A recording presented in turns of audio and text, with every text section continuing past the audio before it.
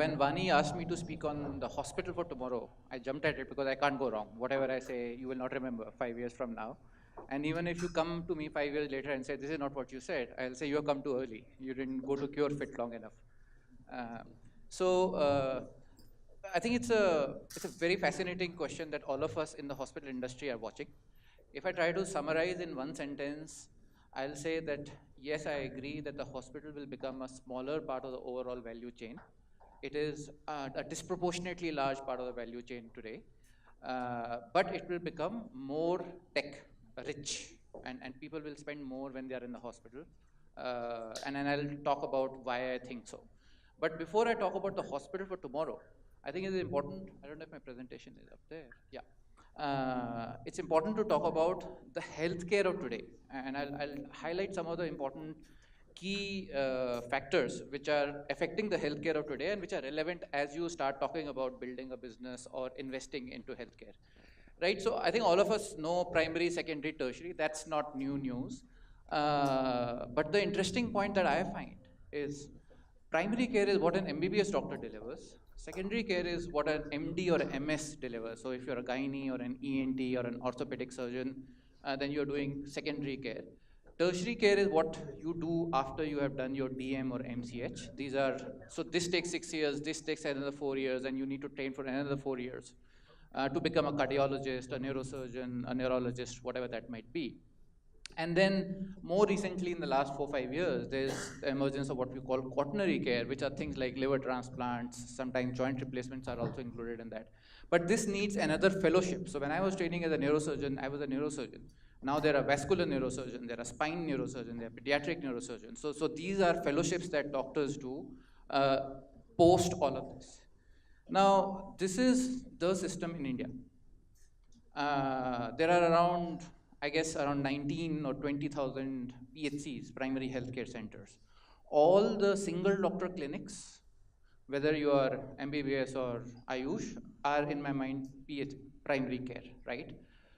There are more than 50,000 secondary care hospitals. These range from 30 beds to 100 beds to 150 beds. But these are the places where you will have surgeries done for your fracture, or you have a CSOM sorted out, or you deliver your baby.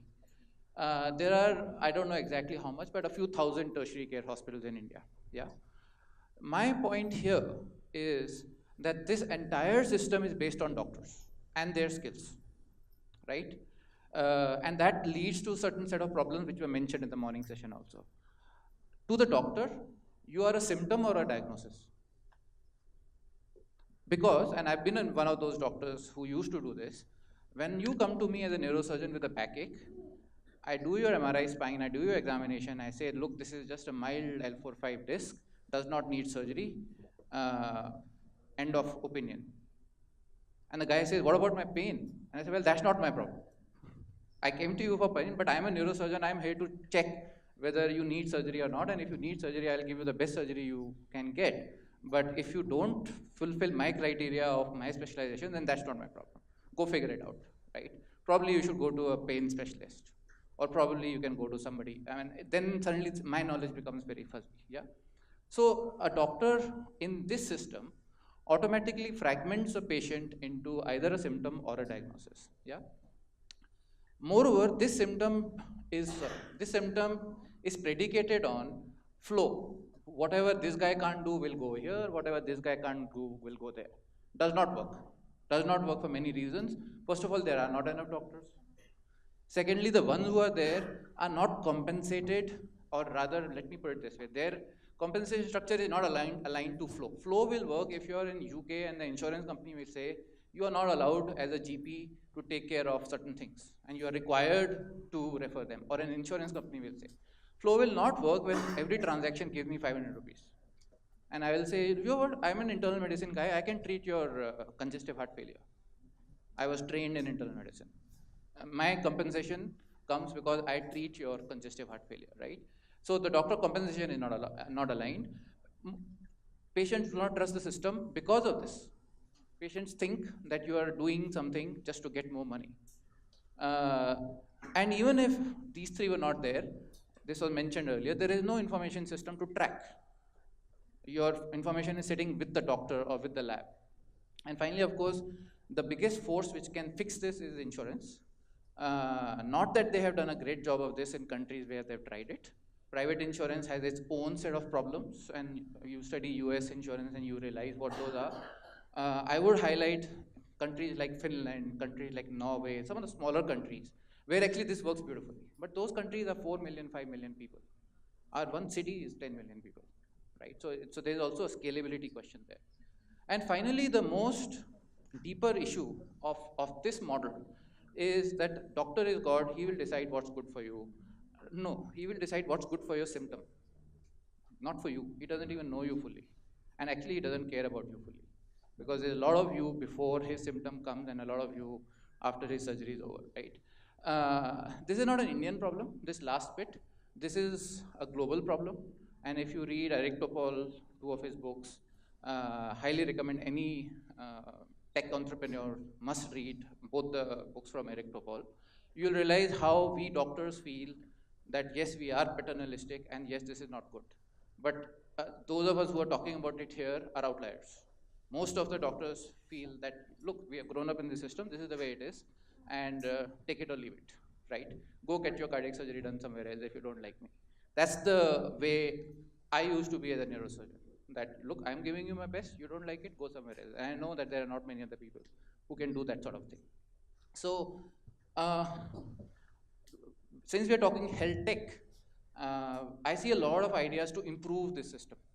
We can improve the flow, we can improve the information system, we can make patients' life easier, all good ideas, but that's not going to lead us to the hospital of tomorrow that we want to be, or the healthcare of tomorrow where we want to be, because incremental improvements on this is not going to improve the overall system. Yes, you can make money, yes, you can have exits, but if you really want to transform healthcare the way telecom has been transformed, the way retail has been transformed, you have to build a new system. And you meaning you. It's not going to come from the government, it's not going to come from hospitals, it's not going to come from insurance companies. It's going to come from outside the industry forces, which are going to force the industry to move in that direction. That's what disruption is all about. So I'm going to present one thought. There may be other frameworks which can be used. And this alternative system will be organized by people's needs. I'm not saying patients' needs, people's needs. Not every people is a patient, right? In fact, most of us doctors hate calling patients customers. I've had long discussions. You marketing guys come and tell us. Unfortunately, I'm also a doctor, so I can argue back with those doctors that if you're working in a corporate hospital, if you're getting paid corporate salaries, your guy is a customer, whether you like it or not. Even though your MBBS teaching does not allow you to appreciate that thought. Second, this system looks at the patient as a whole, one individual. Third, this system encourages active participation from the individual and not leave everything to the doctor. This, by the way, is a big problem in the US. The US insurance companies struggle to make people even worry about what is being paid or what is being charged, what is the cost, because it's all covered by insurance. And that's not good. At the end of the day, it's your life, it's your body, it's your mind. And that's, if you are not participating in your care, no system will work. Yeah. And finally, as I said earlier, it relies on an ecosystem of new companies, many of which do not even exist today. And I'll highlight some of the possibilities over there. So what is this system? It's simple. Take a human being, all of us must be born, all of us must die. There's a sequence of events that happen between those life cycle milestones. And ask the question, what are the needs of this individual? Not necessarily healthcare needs. Healthcare may be a subset of some of this. What are the needs of this individual in that lifestyle? And what I've given here are just starting thoughts. This is not a comprehensive list of needs. But as you start looking at it, already ideas start coming to you. A kid between the age of 0 to 5 for sure needs nutrition, needs growth monitoring. A lot of kids are stunted and either physically or mentally retarded because nobody ever looked at their growth chart and said, this girl is not growing beyond her, she's in the lowest 10th percentile of her growth chart.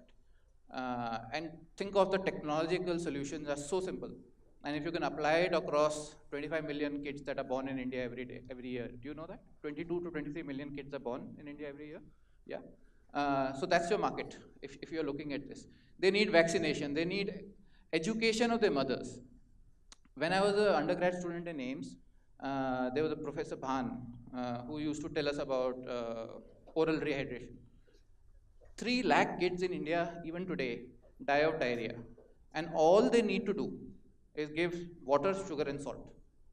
Water, sugar, and salt can prevent those 3 lakh kids from dying. And over 30 years of my doctorate, if I may call it, we haven't been able to crack this. Sugar is available in the slum, water is available, maybe not the cleanest water, and that's one of the problems that need to be sorted out.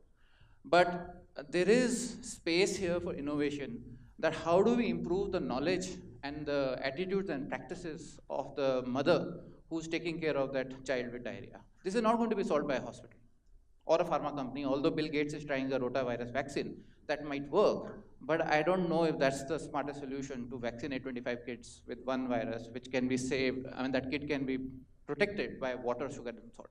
Yeah. And then you go down list of potential innovations for this segment of population. These are not symptoms, these are kids, right? So you say, okay, can I have a WhatsApp chat of 100 mothers who have newly delivered baby in a particular village in Madhya Pradesh? Somebody was saying it earlier. I heard a talk recently from UNICEF. There was one lady there, she was talking about a very nice IoT system for cold chain, where you can tell where the cold chain is broken. And they've done this in 18 districts in, again, Madhya Pradesh. Can you have digital growth charts? 200 million people in India have WhatsApp. We keep talking about scale. 200 million people in India have WhatsApp, right? Why are they not able to WhatsApp their child's growth chart to maybe CureFit and get to know that your child is falling behind on his or her milestones? Then there is no technological barrier, and it actually doesn't cost anything. But you will be able to pick up those kids who are not growing. So I'm just provoking you into saying that this framework of thinking dislodges you from the inertia of the primary, secondary, tertiary, what can I do in primary. I'm saying you should forget about primary, secondary, tertiary. Think of life cycles or life stages.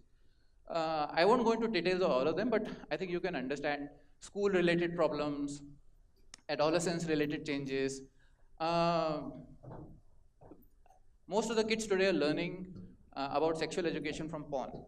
Is that the only way to teach them? Yes, it's interesting. But can porn be converted into a positive space, or maybe not porn, anti-porn, whatever you want to call it, to educate kids, right? There's a small part of my brain which, when we look at rapes like Nirbhaya, we look at some of these horrible sexual crimes that are committed. Where are they picking it up from? They're picking it up from porn. And the more you see porn, the more extreme you become in your views about sexuality. And we are using technology to teach them video games when they are 5 to 10 and to teach them porn when they're 12 to 18. Can we not shift the gears here and use the same technology to teach them positive behaviors? I think it's possible, if only we were thinking about it, and if only somebody was thinking about it. And that's not the doctor. That's the tech entrepreneur or the tech investor who's sitting here. Yeah. Some 175,000 people died of accidents. Accident is the 3rd or the 4th most common cause of death in India, higher than any other country. Looking at our roads, it's obvious. But the interesting statistic is most of those are between 18 to 25 years of age. So if you're a young male between 18 and 25, there's very high likelihood that you will die on a road accident, most likely driving a bike or a scooter or whatever, right? So what are the tech solutions to address that? As a neurosurgeon and an owner of a hospital, I probably want more accidents. I mean, bad thing to say, but that's what brings more patients into the hospital. But as a citizen of the country and as a person who wants to improve the country, I think this is fixable. I think this is fixable using some technology solution which are not in my head, but we as a group start thinking about it, will come to answers. And what are the enablers for this? I mean, I'm not going to talk about this, but these things are well developed. Probably robotics is the farthest behind, but these things are well developed and available to be applied to these problems. Okay, let's move to an even more interesting phase of life.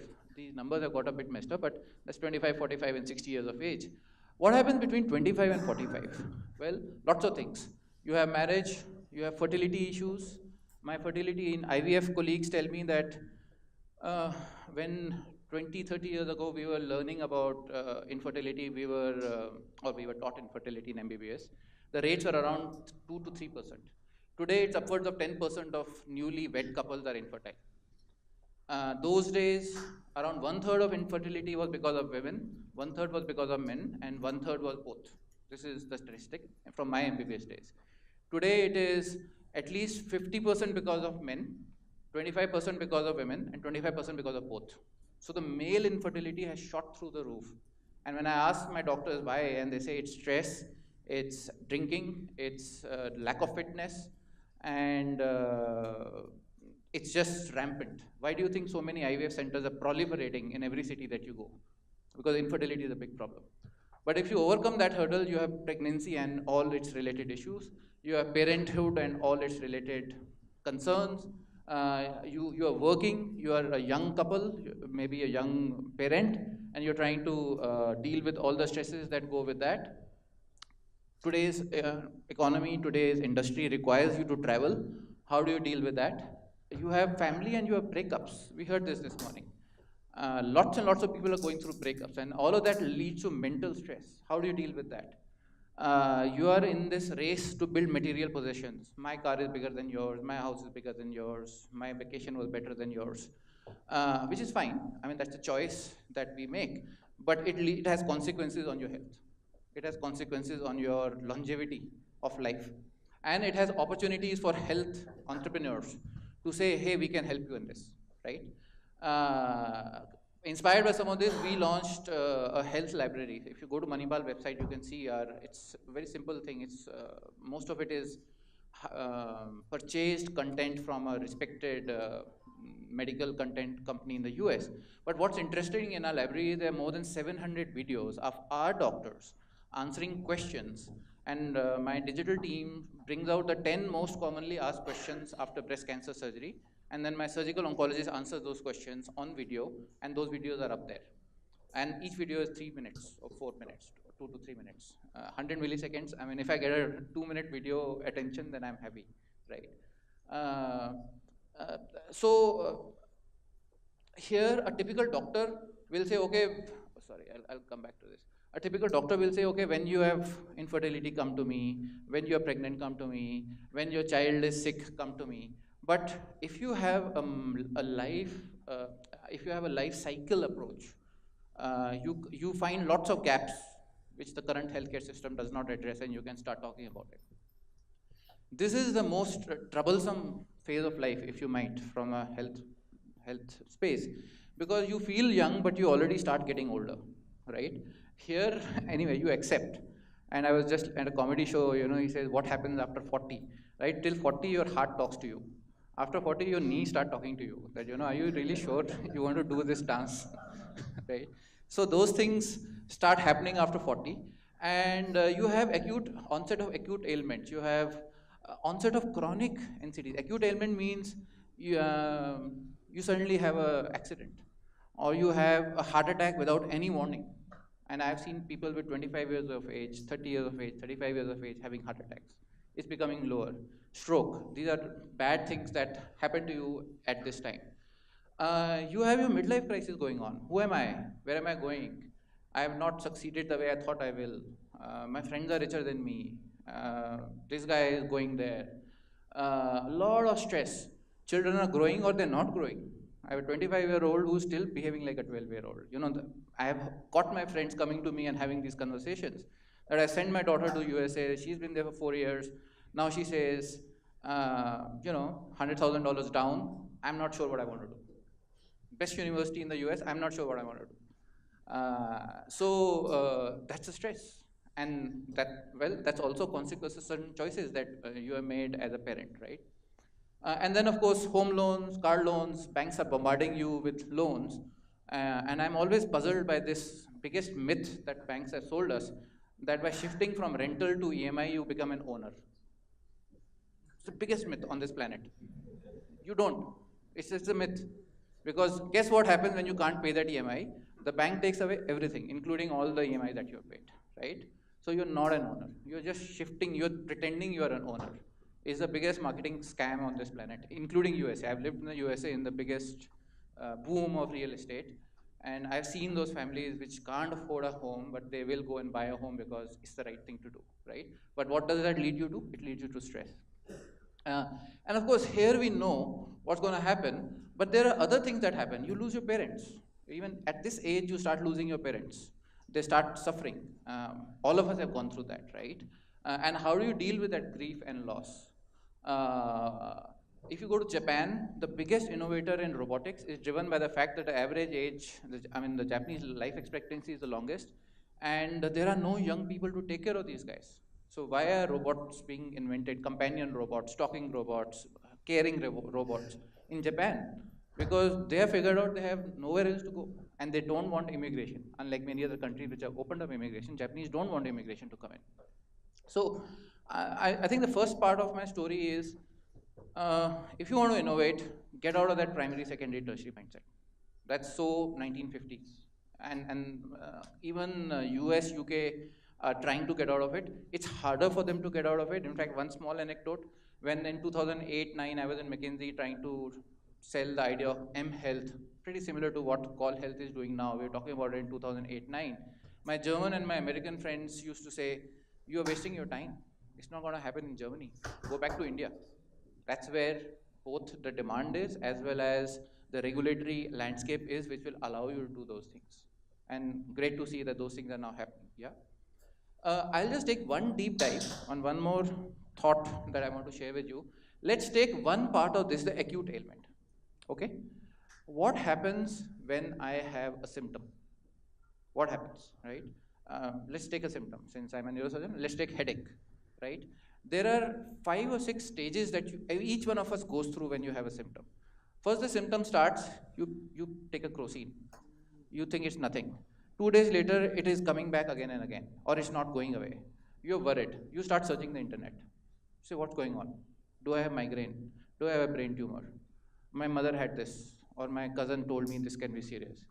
You start searching, and there is a period of uncertainty. Finally, you get fed up. You take half-day leave. You go to see your doctor. Okay? Your doctor gives you some tests that have to be done and gives you a symptomatic treatment.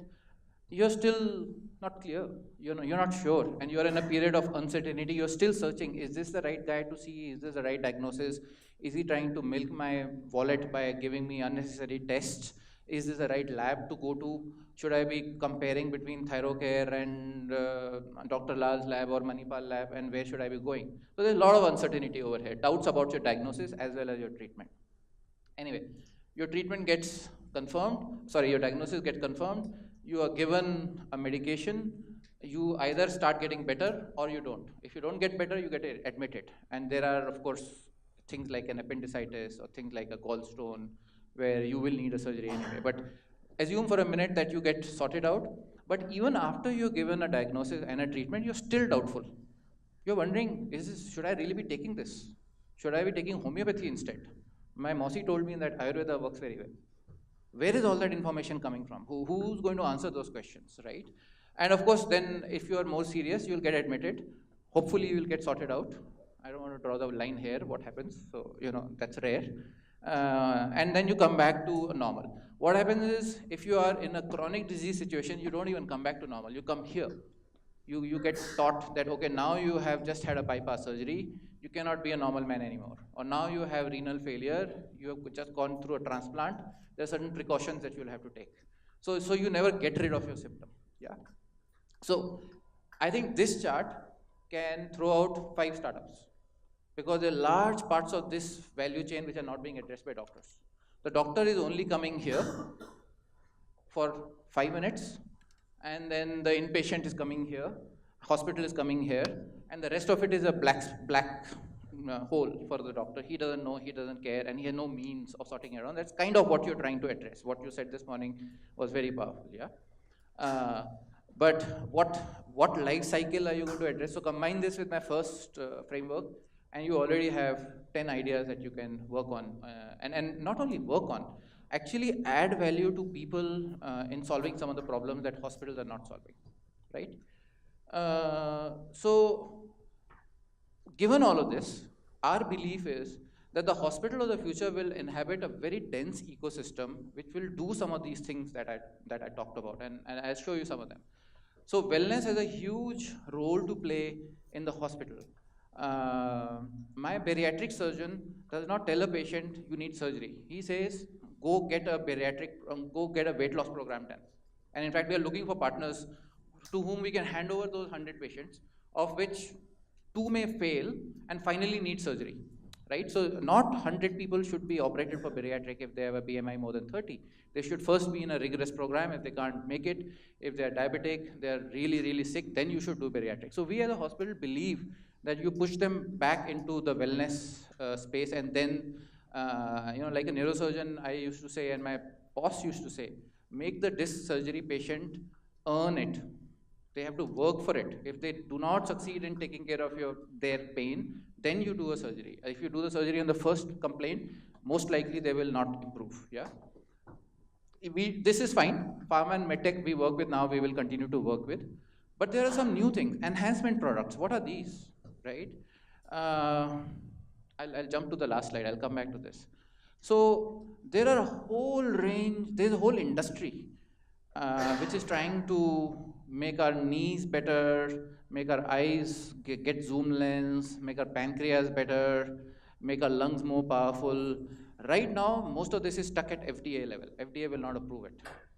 But my projection is, since you're talking about hospital of the future, countries will come up. So you could go to a small, maybe Grenada or Antigua, which will offer these things for cash paying patients. Why do you think the whole diagnosis of erectile dysfunction was invented? We were never taught erectile dysfunction in our MBBS. It was not there. It was only when Pfizer discovered this interesting side effect of a cardiac drug that they said, oh, there's a disease called erectile dysfunction.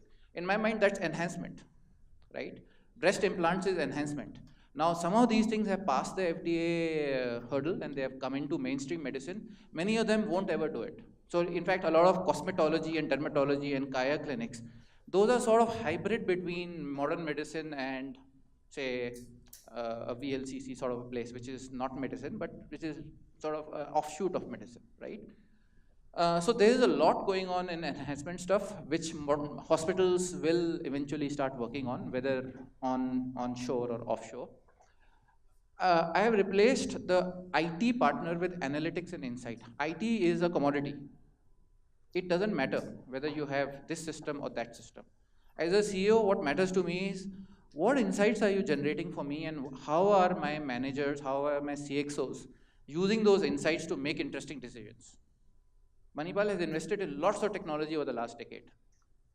But I still feel we are scratching the surface from using the value that, or using the data that comes out of the technology, right? So what we need is more analytics and insight partners and not IT partners. Robotics, talked about it. This is a huge area which I call educational information. We are terrible at that. Hospitals are terrible at that. At educating people about the disease condition, giving them information about what their disease is. Our initiative in Health Library is a small step in that direction. But if I see Wikipedia, if I see some of the other industries where information is deeply available, I think healthcare has a long way to go in that. Yes, WebMD is good. Yes, Manipal Health Library is good. But even today, I had a small, injury in my toe, and my wife said, "Are you sure it's not gout?" And I was not sure. I went to my own health library, and I did not get an answer. Right? So that tells me that it's not the most. I had to go to Wikipedia to find out more about gout, since I read about it 20 years ago, 25 years ago. Right? So there's a huge space here of edu formation. There's a huge space of out of hospital. OH for me means out of hospital testing and caring. In that comes quite a lot of what you are doing. In that comes home care. In that comes lab. But in a more integrated way, integrated with the life cycle of the individual, rather than serving the hospital. And of course, then there's a whole bunch of innovations inside the hospital, kind of what Sam was talking about earlier. Huge range of things to be done. But since you asked the question what the hospital of tomorrow will look like, this is partly what it will look like. Now I'll make a lot of forward-looking statements. None of this is I'm not going to be held to this. My projection is that our FTEs will reduce. Right now, an average hospital in India employs between 5 to 6 FTEs per bed. That's huge. Already, if you go to Germany or if you go to some other hospitals in Scandinavia, this will be down to 2 or 3. And a lot of that will happen because of automation. Within the hospital, a lot of non-clinical technology will come in. You will see most OP interaction will move to digital. I agree with some of the discussions in this morning. You will see, somebody said older generation still wants FaceTime. When I was being taught MBBS, our professor used to say, if you don't touch the patient, you're not done an exam. You're not completed your consultation. You have to touch the patient even if you don't need to. You have to go and palpate the spleen, palpate the liver, say everything is okay. Well, we have moved from touch to FaceTime. Very soon we'll move from FaceTime to digital, and then we'll move from digital to artificial intelligence. You won't even know who's on the other side, right? And people are accepting it because guess what? They're using their WhatsApp, they're using their chat room, they're using their other things. So they're getting familiarized with the technology. People are falling in love online. So why can't you have a doctor consultation online? I don't know, right? You don't even know who's the other guy, is a guy or a girl, but you still are in love with that person. That's okay. But people tell me that no, you need FaceTime. I don't believe it. I mean, especially the younger generation, probably not our generation, maybe. Incoming patient logistics, how patients enter the hospital. Uh, Already we have made a big difference. In Manipal, I think a lot of other hospitals are making changes. Today, 6 months ago, you had to spend 20 minutes in the lobby filling up a paper form. Today you can do it from home, so by the time you reach, that 20 minutes is cut down to 5 minutes because you still need a printout and still need a signature. That I can't change. So lots of innovation here. Supply chains will become automated. Robots will move materials. We don't need to hire people to push carts. The robots can do that. I've seen robots in Finland do that. They'll just carry food trays, they'll call the elevator, they'll go up to the 6th floor, and they will reach the bedside. And then the nurse can take over from there. Rooms will become more friendly and less antiseptic. Hospital rooms are terrible, I think, and even my hospital rooms are terrible. They are so hospitally. They smell of antiseptic. There are these big, ugly plug points and wires. So in fact, in a Whitefield hospital, we have tried to hide those plug points so it looks more like a hotel room. I'm still not happy with it, but I think a lot of improvement there. Uh, Counterintuitively, I believe empathy will increase. Empathy will increase because a lot of the hassle of a nurse and of a doctor will be taken away by some of this automation stuff. The nurse and the doctor will have far more time and far more training and far more tools to deliver empathy. Today, it's not, our nurses work very hard, and it's not that they don't want to, they just don't have time for it. And a lot of this automation will release that time, and doctors, given that a lot of decision making will go away from them into cloud systems, they will shift to being empathic caregivers rather than technical decision makers, which they are today, right? So that's a fundamental shift that's going to happen in a doctor. Facility will improve. You will have more and more daycare intervention suites. In the US, a cervical discectomy can be done at 6 a.m. in the morning and patient discharged at 2 p.m. Many of my neurosurgery friends are doing this. In India, we still admit patients for 3 days, or at least 4 days, right? So either you will have such a disease that can be sorted out in the outpatient and sent home, or you will be so sick that you will need multi-modality care, and therefore the number of ICU beds in the hospital will grow from the current. Well, our new hospitals have 25% of beds as ICU, but I suspect that as we build hospitals towards 2023, 24, almost 50 to 60% of beds will become ICU. You will be on ventilators, monitors, and whole sort of things will be going on with you. And of course, length of stay will actually increase because the case mix will become more complex. The ARPOB, as we call it, the average revenue per occupied bed will increase. So patients who end up here will end up paying much more, whether they pay or their insurance pays. But a lot of people will be sorted out outside. And then the last slide, much more medical technology will come. Health records will finally become useful. I share Sam's frustration. I've been seeing this for 25 years. My doctors in Max used to come and ask me, you force us to put all this data in, what's the benefit to us or to the patient? And honestly, I did not have an answer at that point. Now this is changing. The concept of diagnosis will change. I think this is a very powerful point. The whole idea that you have diabetes is actually a flawed one. Diabetes is not one disease. Diabetes is 6, 7 different diseases. The whole idea that you have cancer is a completely flawed one. If diabetes is still a lighter touch, breast cancer, in fact, I met a lung cancer oncologist in Sloan Kettering, and he said the whole idea of lung cancer is flawed because every lung cancer has a different molecular signature, has a different genetic profile, and has a different response to different drugs. By calling it lung cancer, I'm doing a harm to the patient. So we'll move into the notion not only of molecular diagnosis, but I'm making a more important point. You will not have a patient, bed number 23, who is a known patient of CABG with congestive heart failure and renal parameters deranged. That's today's diagnosis. What you will have is, this is a patient who has these conditions and who has these drugs which are doing this to his liver and to his kidney, and therefore if a nephrologist comes and says, increase atenolol, there'll be a red flag triggered that atenolol is already going and his blood level is so much and his liver enzymes are so much and his genetic profile is such that he will not respond well to a higher dose, or he will be a fast responder or slow responder. All that information is sitting inside hospital silos today. It is sitting in Manipal hospital silos today. But there is no mechanism by which I can assign a unique diagnosis, and I would love for a hospital to be able to do that, so that when I am admitted, I am not patient number 23 of bypass surgery. I am Ajay Bakshi, who has this genetic profile, who has this family history, and who has this. That's going to change. That's going to change, and technology is going to change it. Doctors are not going to change it, because as a doctor, I only know my vertical. I don't know the whole body. And there is no doctor who knows the whole body. The whole idea that GP or internist will know is also a stretch, because the amount of knowledge is expanded so much. So the idea of diagnosis will change. And because of the technology, doctors' collaboration will be significantly enhanced.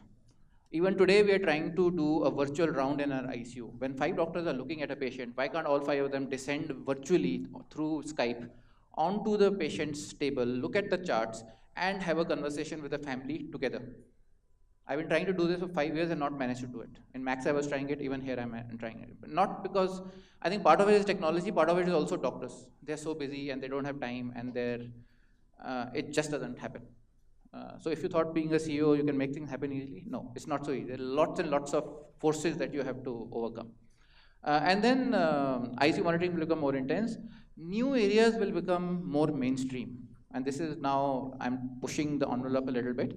Remote monitoring for sure will happen, no question. I have no doubt about that. And I can imagine Manipal Hospital monitoring 10 million patients across the world for their chronic diseases. There is no reason why we can't do that today. The technology exists. I can imagine taking care of, 100,000 senior citizens in Milan and taking care of all the chronic diseases sitting here in Bangalore. It's possible technologically. You may be able to grow your own organ. The whole notion of transplant may go away. It's not far. The ability to regenerate your liver from your stem cells, the ability to regenerate your kidney from stem cells. Brain, very far, probably impossible, but the other organs, yes, you can possibly grow. Enhancement products I talked about. And then this is, to me, the most farthest horizon, although some people are already doing it. How do you harness a patient's own immune system to fight his cancer? And there are immune therapy drugs that are coming out.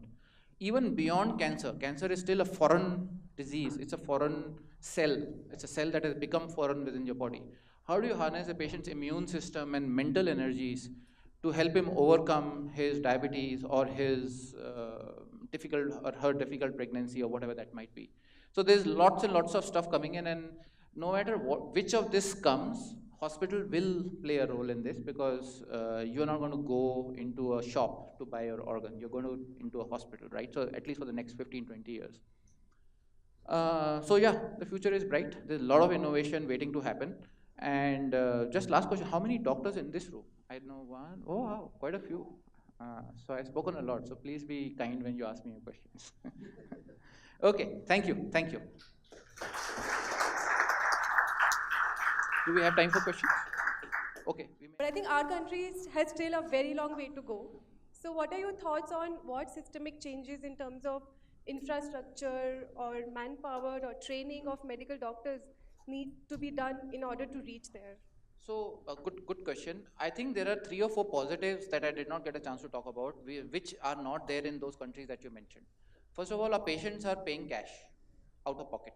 So anything that helps our patient, I don't need to go and convince an FDA and a Medicare and 5 other lawyer groups that I want to launch this. In the USA, I have to do that. You and me can decide today that this is something good, and if the patient is willing to pay for it, and of course it is not unethical and blatantly wrong. First, the fact that patients are paying cash, and second, the fact that our regulators are typically 5 to 10 years behind the curve. There is a large space to innovate. And to be fair to the governmental system, I think the governments are so fed up of their inability to deal with the masses, they are actually asking us for those innovations. And some of the tech things that we are doing here, what Call Health was talking about earlier, is very hard to do in an established country. So my hypothesis is contrary to saying, yes, we are farther behind, but I think if we get our act together, thanks to this group of people that you have put together, we can actually leapfrog way beyond Germany or Scandinavia or US because of these things. Cash paying patients who cares about value for money, who knows he's getting a good deal, and a regulator who's sort of more benevolent, and honestly, no real malpractice concerns. Yes, we have cases, but fine. I mean, worst case scenario, you will get the hospital will get fined 5 lakh rupees. That also is covered by insurance, and that's really, really if you're doing bad things. This doesn't need bad things to be done. So I think that this combination of cash plus value for money plus regulatory openness plus a huge lack of alternative options. I am actually more positive than negative that we have a bigger opportunity to innovate than any other countries. I actually foresee, I was just talking to some colleagues, amongst the top 10 global companies which are valuable, 5 are tech, right? So you have Facebook, you have Google, you have a whole bunch of them. Not one of them are healthcare other than J&J, and J&J is a product company. My hypothesis is the next Facebook or Google of healthcare can emerge from this room. If we pilot things well, if we design them well, if we stay ethical, I think that's the one thing Indian companies do sometimes struggle, and I've seen this reports also, that we very quickly go down the fast track route, and that's in healthcare, there is no way you can afford to survive if you are doing anything even slightly shady. And the one tip I'll give to all the entrepreneurs there is apply what we apply in Manipal, the family test. How will you feel if this was done to your family member? If you will feel good, then probably you're doing the right thing. If you will feel uncomfortable, that test or that technology that I talked about being applied to your family member without that much of proof, then please don't do it, even in an entrepreneurial setting. You will, in the longer run, be much stronger and much more bigger than trying to do some borderline things and getting into trouble. Yeah, yeah, please. Systems in a way that the incentives of the doctors are aligned with the patient's best interests. So that's look. There is a long answer to it and there is a short answer. The long answer is you have to start getting the doctor interested in the life cycle of the patient, because what is the patient interested in is in his healthier life. Why that is a long answer? Because it's really, really hard to do that. I have studied 15 years to be a neurosurgeon. Now you're telling me that I also have to worry about the patient's urea and the patient's pain in the knee, which I have no knowledge about, no expertise about, and honestly, I have nothing to contribute over there. So as a doctor, I have no answer to that, right? Systemically, I think tech-related collaborations, which bring in the doctor's expertise at the right point at the right time, is the way to go. And many other industries have solved this, right? Virtual teams. So McKinsey, for example, I've worked in McKinsey for 6, 7 years. McKinsey can put together a team of the right experts to solve the right Fortune 500 companies problem in the right geography globally. I was a whatever associate in New Jersey, and I used to get called that there is a hospital system in Stockholm, which is a neurosurgery department review. Please get on the phone with them. So McKinsey has that system by which expertise can be brought to the point of care. I don't think healthcare has solved that, and I would encourage solution from that. I would like to buy those solutions right away. Yeah. Ajay, so this is right here. Oh yeah. Hi. I just have to tell you that's an amazing presentation. I think in many ways, I thought the insights you brought in about what the future of hospitals will be phenomenal. And I feel good that we are where we are in Call Health. Yeah, absolutely. I think we can kind of see that we are getting there.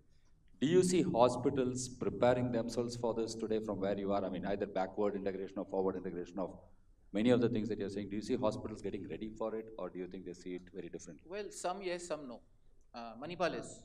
In fact, there are 5 startups in this room which are working with Manipal on different aspects of this. And I think that's the only way a hospital can prepare itself. Because going to an SAP or an IBM or a GE, I don't know if GE friend is here, is not the answer. Because you need lots of small bits to fit together. You don't know which bit will fit where. So you have to experiment, you have to move fast, and you have to fail fast. And multiple small bets is better than two large bets. So that's what Manipal is doing. We're making multiple small bets. Is every other hospital doing it? Probably not. Or probably yes. I actually see Apollo being quite innovative. When I see Apollo's websites, when I see Apollo's forays into these spaces, I find them quite innovative. But I don't have any inside information of what is working and what is not working, right? Yeah.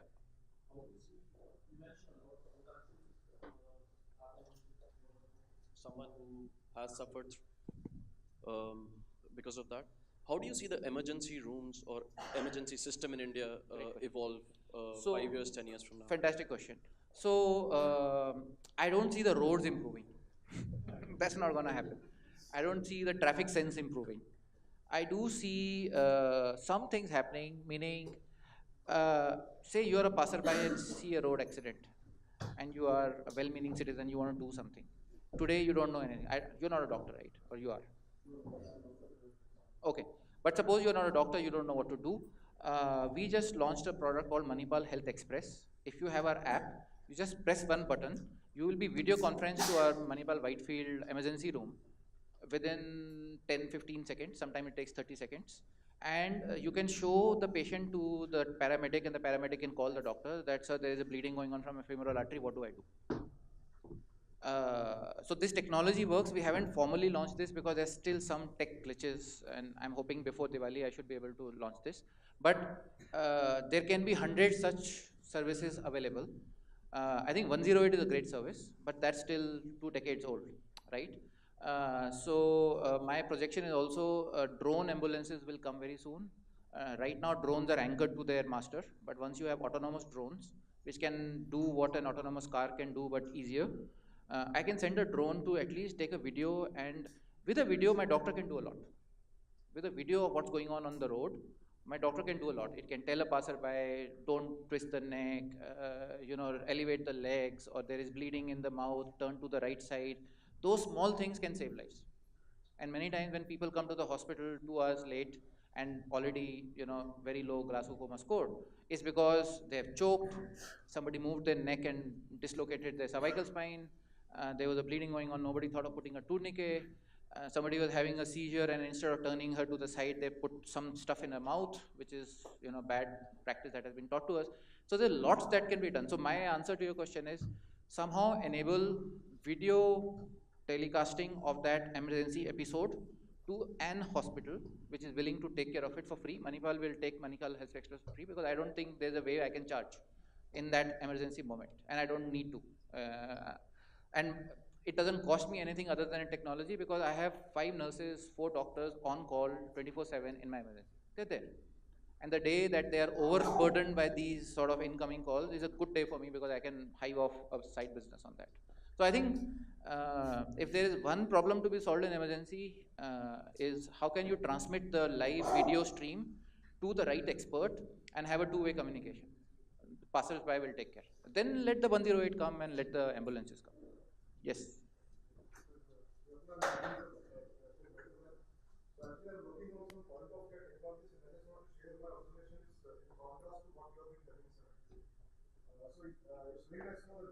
Can't hear you too much. Can you get the mic? Yeah, but please try to increase the volume.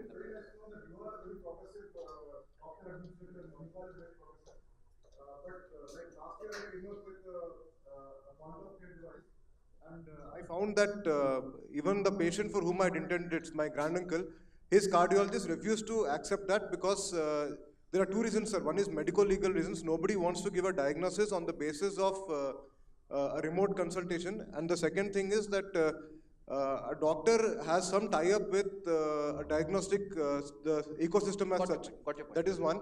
Then second thing is now we have come up with a diagnostic kiosk as such, and this time we took a different approach. We brought the doctor on board first. So what I understand from all this is that unless we have the scale to bring doctors on board as a platform, then only your medical device will work as a remote point of care system. And third thing I want to tell you is that technology has been around for years and years. Even telemedicine, where you can visualize a doctor and talk to him, has been around for years. Like even AIMS has a telemedicine kiosk. But there's a disclaimer with that they will not, the doctor will not consider it as a medical legal basis for diagnosis, but it's there for a second opinion and so on, sir. So I just wanted to point out my So no, observation. those are all very real experiences. I've also heard them, faced them. So my suggestion on those fronts is, first of all, um there will be a subset of doctors which are innovative and want to try this. There will be the fast adopters, there will be the late adopters, and there will be the never adopters. You have to find those fast adopters. That's one. And there are those. Even in my Manipal hospital, for electronic health record, there are some who love it and most who hate it. And so there is a mindset of the doctor, right? Secondly, you have to be careful of what applications you are offering. Don't go for life-threatening applications right in the beginning when people are not used to this, right? How did we get so familiarized with mobile banking? We had the ATM first. ATM, what's the worst thing that happen? It'll eat up your card. Well, at least you know your card in there. You'll stand there and you'll call the security card and you'll get your damn card out. Worst thing, you will not get 5,000 rupees delivered to you. You don't lose suddenly all your bank account. On mobile banking, you can. But today, people are doing lakhs and crores of transaction online without a fear that suddenly somebody will zap away my 1 crore rupees. So banking industry has trained the consumer, not deliberately, it just happened the way technology developed, that ATM is a valid means of banking, now mobile is a valid means of banking, and lo and behold, you don't need branches anymore. So there is a sequence that has to happen both for the doctor as well as the patient in their psychology and in their comfort in adopting your new technology. You cannot circumvent that. Or you can just be patient and hope that somebody else does it and then you can piggyback on that. I think there was a question here from that lady. Yeah, go ahead.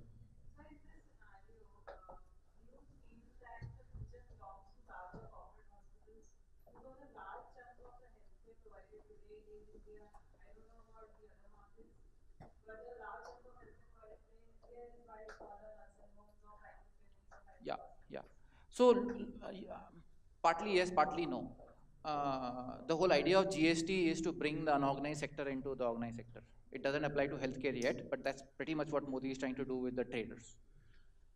As more and more technology comes, and as the Mehta hospitals and the Manipal hospitals are able to radiate their expertise beyond their immediate 5 kilometer radius, it will become less viable for smaller hospitals to survive. Uh, but I think partly yes, because, and there's another change happening, which is in favor of dissemination. Smaller cities are able to attract good young doctors. In my time, all my neurosurgery colleagues went to Bombay, to Delhi, to Bangalore, to Chennai. Today, I have neurosurgery colleagues in Surat. Surat is still a big city. In Coimbatore, still a big city. But you go to Salem, you go to, I'm thinking of smaller, you go to Bellary, you go to some of these smaller towns, you'll find a cath lab there, you'll find a CT scan there, you'll find a neurosurgeon there. Because malls are developing, schools are getting better, the doctor doesn't have a problem settling down there and not work under a banyan tree of Bombay or Bangalore, where there are a lot of big banyan trees. So that is a change which will allow more tertiary care to disseminate into the smaller towns. I don't really know whether larger corporate will survive or not, because there are very few Pfizers and Mercks in healthcare delivery around the world. Hospital as a business does not scale. The largest is HCA, and that has something around 35,000 beds. And even those are divided into clusters. There is a California cluster and there is a Florida cluster. So, and HCA revenue is $35 billion. Pfizer and these guys are upwards of $200 billion a year. So, as an industry, hospital has not scaled. The tech part of this might scale, and which is where the excitement is. I can see Manipal taking care of 10 million patients using tech, but I cannot see Manipal having 1 million beds. I don't know how to manage 1 million beds as of today, and I don't even want to actually.